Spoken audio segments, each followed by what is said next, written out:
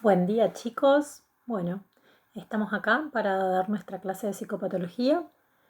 Ya les expliqué por audio lo que ocurrió el otro día, primero la falta de internet. Hoy mismo teníamos la clase a las 18 y me han pedido que cambie de día y me pareció un poco desprolijo volver a cambiar de día. Entonces preferí darles la clase hoy, pero grabarles por esta vía y que cada uno lo vea en el horario que pueda.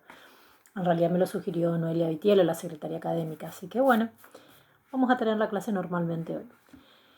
Lo primero que quiero hacer es explicarle brevemente el trabajo práctico que tienen que realizar, que es el último del ciclo lectivo. Es el trabajo práctico número 7. Este trabajo práctico va a constar en el análisis de un caso real. Este caso se los presento en el trabajo práctico. Tienen varios enlaces para ingresar, conocer un poco más y yo los insto a que utilicemos las TICs, las nuevas tecnologías, y que ustedes también investiguen un poco más del caso más allá de los enlaces que yo les propongo, como ya venimos haciendo en la misma modalidad en el trabajo anterior.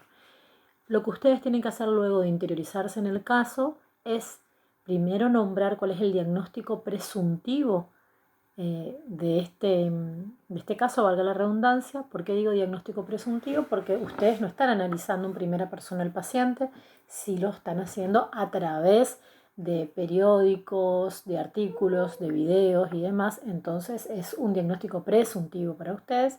Lo que tienen que hacer en base a elegir un diagnóstico, tienen que dar la fundamentación teórica de por qué sería ese diagnóstico, ¿sí?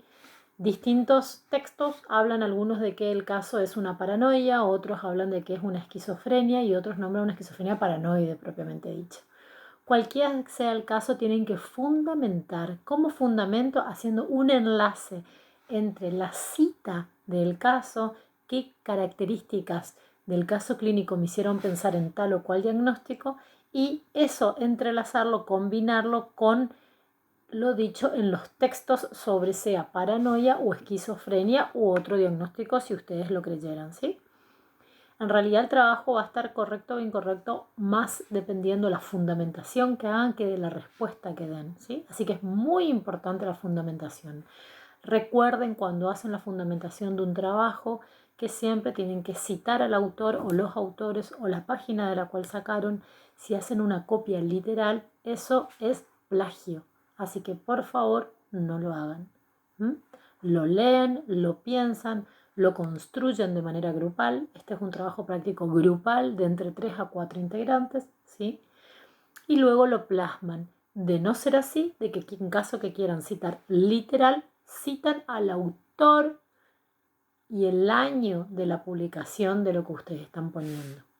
Por favor, seamos serios en esa parte del trabajo. El segundo punto consta en nombrar un diagnóstico diferencial, lo cual ya vimos que era en el primer cuatrimestre. ¿Sí? El diagnóstico diferencial tiene que ver con aquellos diagnósticos que podrían ser, hipotéticamente serían, pero que por ciertas razones los descartamos, ¿sí? Entonces, cuando yo nombro un posible diagnóstico diferencial, pongamos que yo pusiera trastorno bipolar como diagnóstico diferencial, tengo que fundamentar qué cosas, qué características de ese caso clínico y de la fundamentación teórica me hicieron pensar que podría tratarse un trastorno bipolar, pero cuáles otras me hicieron descartar porque no ocurren en ese diagnóstico, ¿sí? Otra vez, en el punto 2 es importantísima la fundamentación teórica. Y el punto 3 consiste en describir qué características previas al inicio de la enfermedad ustedes observan o escucharon a partir de la recopilación del caso que hicieron en John Nash, que es el caso concretamente clínico que ustedes van a investigar en este caso. John Nash es un caso real, es un matemático, es un premio Nobel, que en base a su caso se hizo primero un libro y luego se hizo una película que es, por ahí conocen, una película que se llama Una mente brillante. ¿Quieren ver la película? Lo pueden hacer, es una recomendación, pero no necesitan verla. Yo quiero que ustedes vayan a la biografía real del caso, no a la película, ¿sí? La película es accesoria, la pueden ver, pero no se basen sola y exclusivamente en la película. Quiero que esté clara esa parte. Eso por un lado. Ahora empecemos a hablar un poquito de esquizofrenia. No podrá ser una clase tan larga esta por una cuestión del soporte tecnológico que tenemos, por supuesto, pero sí donde me quiero detener concretamente en algunos puntos. Primero que el tema esquizofrenia tiene 2 bibliografías obligatorias. Una es Vigano y Fischer y la segunda es un texto que es la esquizofrenia del doctor Luis Alberto Semper. En el primer caso, Vigano y Fischer, la bibliografía obligatoria es el texto completo, el cual hoy mismo ya les voy a estar subiendo, y el del doctor Semper es solamente un capítulo, lo cual también les voy a estar subiendo, porque es el tema de que vamos a profundizar un poco más en el día del jueves, este jueves que viene. Pero mientras tanto, como para ir, si ya quieren ir leyendo y demás, ya les voy a subir ambas bibliografías. Luego tendremos un breve repaso de los temas y llega nuestro examen parcial. Espero que se estén preparando para el examen parcial. Ustedes saben que esta es una materia larga, compleja, y quiero que sea la mejor experiencia posible que podamos. Luego nos va a venir nuestro examen final, donde se va a requerir también mucho estudio. Entonces es importante que lo tomen con seriedad ya a las instancias parciales, ¿sí? Cuando hablamos de esquizofrenia, ¿de qué hablamos? Primero, para situar en contexto, estamos hablando de un tipo de psicosis, ¿sí? Un tipo de psicosis que depende de la línea que la abordemos, va a ser distinta a la mirada que tengamos. Si pensamos primero desde una línea psicoanalítica, ¿sí? Va a ser una psicosis donde el sujeto ya tiene una estructura psicótica de base que se desarrolla a partir de cierto tipo de resolución del complejo de Edipo, se desarrolla esa estructura psicótica y luego aparece por algún desencadenante, un factor desencadenante, una frustración intolerable para el yo, aparece esto, es la enfermedad, y se desencadena en este caso la esquizofrenia. Si nosotros miramos desde la fenomenología psiquiátrica, vamos a decir que la esquizofrenia es un proceso, no es un desarrollo, es un proceso. ¿Por qué es un proceso? Porque va a ser un cuadro clínico que nosotros podemos dar ciertas explicaciones, podemos hablar de ciertas causas, pero no vamos a poder hablar de ciertos motivos, ni vamos a poder comprenderlo empáticamente, ¿sí? Decimos que es algo que viene a irrumpir en la vida del sujeto. Y si lo pensamos desde una mirada de la psiquiatría biológica, desde la psicopatología un poco más general, vamos a decir que está dentro de las llamadas enfermedades endógenas. ¿Por qué endógenas? Porque las causas, la etiología de la enfermedad va a ser interna al sujeto, interna a su psiquis, ¿sí? Donde las causas van a ser difíciles de localizar, vamos a tener algunas hipótesis, podemos hablar de algunas causas neurofuncionales, neuroanatómicas, algunas posibles causas en los estilos de crianza, algunas causas en alteraciones neuroquímicas, pero ninguna causa definitoria y cerrada, ¿sí? Vamos a decir que son enfermedades en general multicausales. Y si son unicausales, todavía no se conoce esa unicausa, justamente. Entonces decimos que es una enfermedad endógena, decimos que es un proceso y decimos que es una enfermedad que tiene ciertos rasgos previos, que el psicoanálisis los va a llamar estructuras, pero que en la psicopatología en general vamos a hablar de ciertos rasgos de personalidad previos. Las neurociencias defienden esto mismo también, que existen rasgos de personalidad previo a que irrumpa la enfermedad, la esquizofrenia en este caso, en la vida del sujeto. Dice Freud que no es loco quien quiere, sino quien puede. ¿Qué significa esto? Que tiene que estar dada cierta base previa en el sujeto para que aparezca esta enfermedad, ¿sí? No es que para cualquier sujeto, cualquier tipo de intolerancia para el yo sería producto de una esquizofrenia, si no seríamos todos esquizofrénicos, ¿no? Evidentemente hay características previas que hacen que aparezca esta enfermedad. Esas características previas no solo tienen que ver con rasgos de personalidad. Vemos en imágenes neuroanatómicas, vemos en estudios neurofuncionales también, vemos en estudios de neurotransmisores también, que hay sujetos que tienen ciertas alteraciones en estos niveles y que posteriormente aparece esta enfermedad, se desarrolla esta enfermedad. Lo cual tampoco es unívoco porque hay otras personas que tienen estas mismas alteraciones y nunca llegan a desarrollar esta enfermedad. Es el caso de lo que son los terceros ventrículos. El tercer ventrículo se observa en imágenes funcionales que en los sujetos con esquizofrenia están agrandados, son mucho más grandes estos huecos. No obstante, hay personas que presentan estas mismas neuroimágenes y no desarrollan nunca la enfermedad de esquizofrenia, ¿sí? Y hay otras personas con esquizofrenia que tienen toda la clínica, pero no tienen estas neuroimágenes. Entonces, viene a ser complejo hacer el diagnóstico, ¿no? No basta con ir a hacer un estudio de neuroimágenes. ¿Complementa? Sí, complementa. Ahora, ¿es motivo de diagnóstico? No, no lo es. También vemos que estos sujetos tienen alteraciones dopaminérgicas. Entonces, ¿qué decimos? ¿Todo aquel sujeto que tiene alteraciones dopaminérgicas presenta esquizofrenia? No, no es así tampoco. Hay muchos sujetos que presentan la enfermedad de esquizofrenia y no presentan alteraciones dopaminérgicas. Y viceversa, hay sujetos que presentan esquizofrenia y no tienen alteraciones dopaminérgicas. Entonces, también va a ser un indicador, pero no podemos basarnos en esos datos para hacer un diagnóstico, ¿sí?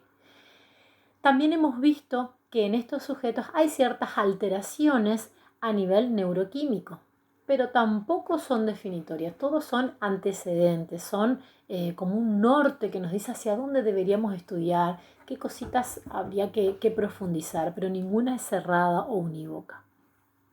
El término esquizofrenia viene justamente desde Kraepelin. Se dice que Morel ya empezó a utilizar este término. Yo les voy a subir, por supuesto, un PowerPoint que las había armado para compartirles, donde un poquito hablamos de esto. Hacemos un repaso de ese recorrido que ya hablamos tantas veces de la historia de la psiquiatría, por eso no me voy a detener acá, lo van a tener que leer en el texto.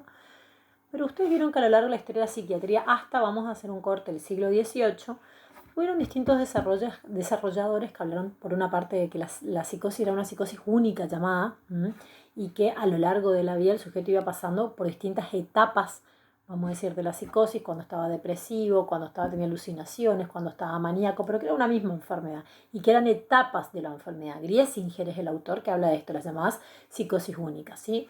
Después va a venir Calbaum, que va a desarrollar lo que se llaman las catatonías, las enfermedades psicomotrices. Y él las desarrolla como unas enfermedades propiamente dichas, aisladas del resto, ¿sí? Hecker va a hablar lo mismo de las llamadas hebefrenias, que luego vamos a especificar, pero que son alteraciones en el estado de ánimo del sujeto, ¿sí? Y así distintos autores van a desarrollar ciertas características de enfermedades psicóticas, pero aparentemente distintas entre sí. Luego, en 1893 va a venir Kraepelin, que va a ser, este autor ya lo he hablado en distintas clases, porque realmente es un hito en la historia de la psicopatología. Va a venir Kraepelin y entre otras cuestiones va a decir, no, todo esto que ustedes están diciendo como distintas enfermedades en realidad es una sola enfermedad. Es una sola enfermedad con distintos tipos. No lo mismo que decía Kraepelin, que todo aquello que era un trastorno mental era una sola, las demás psicosis única. Él va a decir, no, no, no. Vamos a hablar cuando hay una alteración de base, que ahora vamos a especificar de qué tipo, y a eso se le agrega alteraciones psicomotrices, o se le agrega alteraciones en el humor, o se le agrega alteraciones cognitivas. Eso va a ser una sola enfermedad, a la cual se le puso el nombre de demencia precoz. Recuerden este nombre, demencia precoz. ¿Por qué la llamaba así? Porque él veía que en estos distintos grupos de sujetos las personas terminaban con características demenciales, pero de manera precoz. Características que por ahí podrían ser, entre comillas, normales en sujetos de 80, 90, antes de 70 años, ¿sí? Pero en la tercera edad. Y sin embargo acá presentaban esas características, pero a los 15, 20, 30 años. Entonces él dice que el nombre que hay que darle a este grupo de psicosis es demencia precoz. Y va a integrar dentro de esa demencia precoz entonces a la llamada hebefrenia, a la catatonía, a la llamada demencia paranoide hasta el momento, y va a agregar una demencia precoz de tipo simple, dice él, la cual tiene algunas de estas características pero ninguna en profundidad. Luego de Kraepelin va a venir Bleuler, ya estamos hablando de 1911, o sea, estamos hablando del siglo XX, y va a decir, sí, la verdad que es muy bueno el aporte de Kraepelin, pero disiento en algunos puntos. El primer punto en el que disiento es que todas estas enfermedades que estamos diciendo terminen dementizadas precozmente. Él observaba que muchos de los pacientes que presentaban características, por ejemplo, hebefrénicas, compartían características con los paranoides, compartían características con los catatónicos, pero no todos terminaban con características demenciales de manera precoz. Algunos de ellos se mantenían solamente, por ejemplo, la Cata tenía con alteraciones psicomotoras, pero nunca tenía características demenciales. Entonces decía Bleuler, si bien la demencia precoz va a ser una característica que podría aparecer en este tipo de pacientes, no es lo principal, así que ese no puede ser su nombre. El nombre es lo primero que tiene que cambiar acá, va a decir. Y cambia el nombre de demencia precoz por esquizofrenia. Esquizofrenia, que significa mente hendida o mente dividida, mente disgregada. ¿Sí? Él va a decir, eso es lo característico en todo esto. Todos estos distintos cuadros lo que tienen es como una sensación de la mente rota, hendida, disgregada, dividida. ¿Sí? Hay una dificultad para la integración del sujeto. Podría parecer que a la vez o posteriormente aparezca en características demenciales de manera precoz en cuanto a la edad, sí, pero eso va a ser un síntoma secundario y que podría ocurrir, no siempre va a pasar. Bleuler va a hablar de las 4A, que a mí me interesa que las nombre ahora porque luego vamos a volver.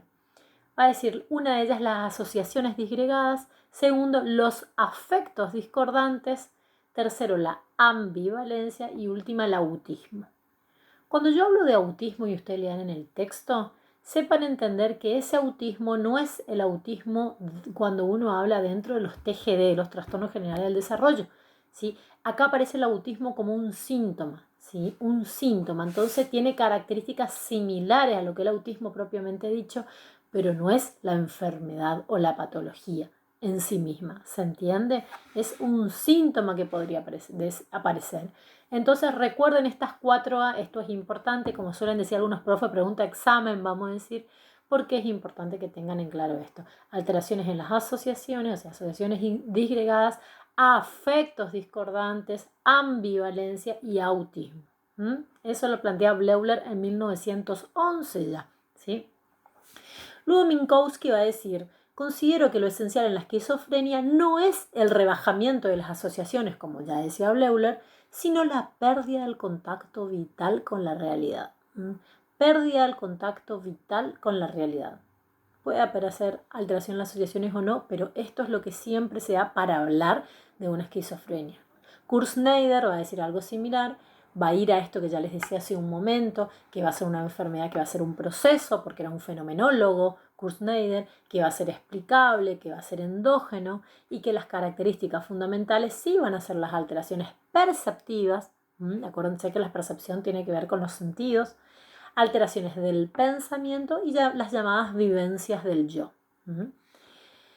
Luego van a venir otros autores que lo que van a hacer es dividir la esquizofrenia por los síntomas que aparecen, ¿sí? Strauss va a decir que hay los llamados síntomas positivos, los llamados síntomas negativos y los trastornos en las relaciones interpersonales. Los llamados síntomas positivos, que luego va a haber quién va a hablar de tipos de esquizofrenia ya, pero hasta acá eran síntomas nada más, son propiamente los delirios y las alucinaciones. Cuando nosotros decimos positivo, fíjense qué interesante esto, la gente cree que positivo habla de algo bueno, de algo positivo. Y positivo en el sentido calificativo del término, ¿no?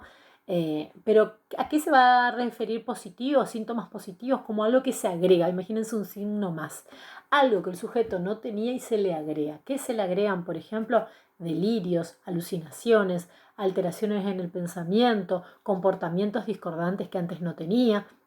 Todo eso van a ser síntomas positivos, pues son cosas que el sujeto previamente a la enfermedad no la tenía. Y los llamados síntomas negativos van a ser cosas que se le quitan al sujeto, que pierde, ya puede ser en cantidad, en calidad, pero que las tenía y que las perdió. Por ejemplo, un afecto embotado.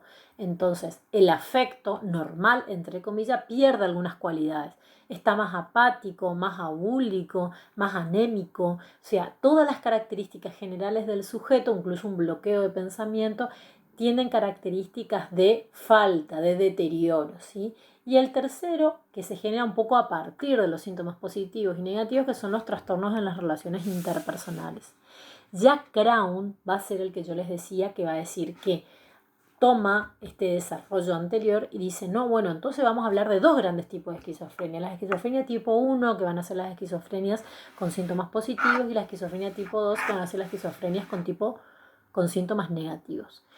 Esta teoría duró muy poco tiempo en su eje, por más que seguimos hablando mucho de Crown, porque nos acordamos en líneas generales siempre de estos dos tipos de esquizofrenia, son como las bases de estos desarrollos.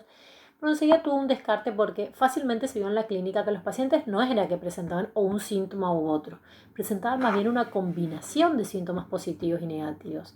Dependiendo del tipo de esquizofrenia, más de uno o más de otro, pero en ningún caso era solo uno o solo el otro. Así que esta línea, la de Crown, perdió peso de manera muy rápida, vamos a decir.